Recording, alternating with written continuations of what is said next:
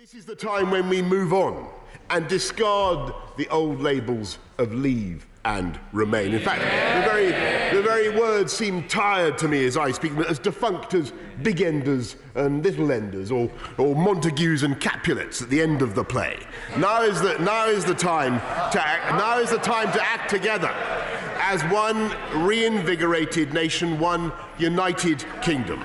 If we have learned anything from the experience of the last 3 years, it is that drift and dither means more acrimony and anguish, Mr. Speaker, and there will be nothing more dangerous for the new future that we want to build than allowing the permanent possibility of extending, I think I'm coming to the point that honourable members wish to discuss, extending the implementation period in a torture we all remember that came to resemble Lucy snatching away Charlie Brown's football, or Prometheus chained to the Tartarian crag, his liver pecked out by an eagle and then growing back, as honourable members on all sides of the House will recall, and then growing back only to be pecked out again in the cycle repeated forever.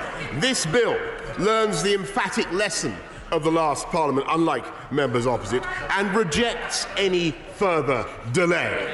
It ensures that we depart from the EU on the 31st of January, and at that point Brexit will be done. It will be over. The sorry story of the last 3.5 years will be at an end, and we will be able to move forward, Mr. Speaker, together. The bill ensures that the implementation period must end on the 31st of December next year with no possibility of an extension.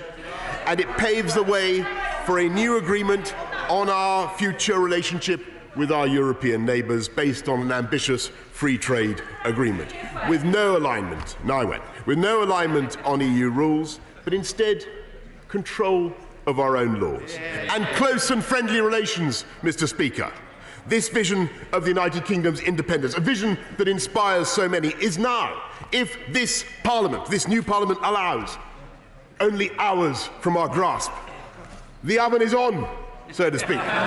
It is set at gas mask 4. We can have it done by lunchtime or late lunch. And we must now begin building our future relationship with the EU.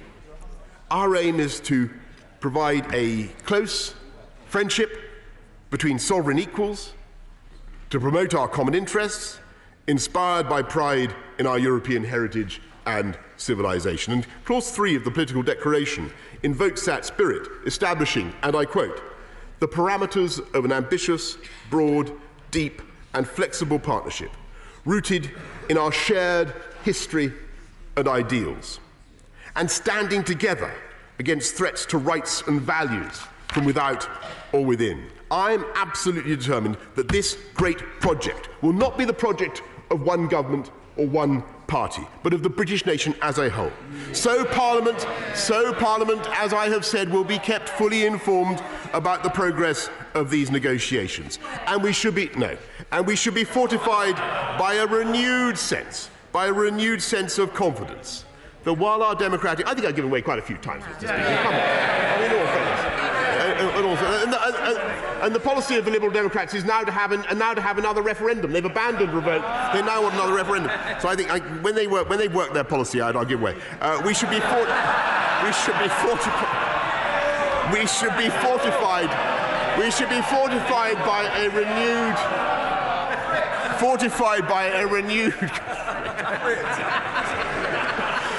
be fortified by a renewed sense of confidence that while our democratic institutions have been tested as never before, if this House comes together now to support this bill, as I hope it will, history will record that the first act of this new Parliament in its earliest days was to break the ice floes and find a new way through, a new passage through to unsuspected oceans of opportunity. And so now is the moment to come together and write a new and exciting chapter in our national story, to forge a new partnership with our European friends, to stand tall in the world, to begin the healing for which the whole people of this country yearn. And it is in that spirit of unity that I commend this bill to the House.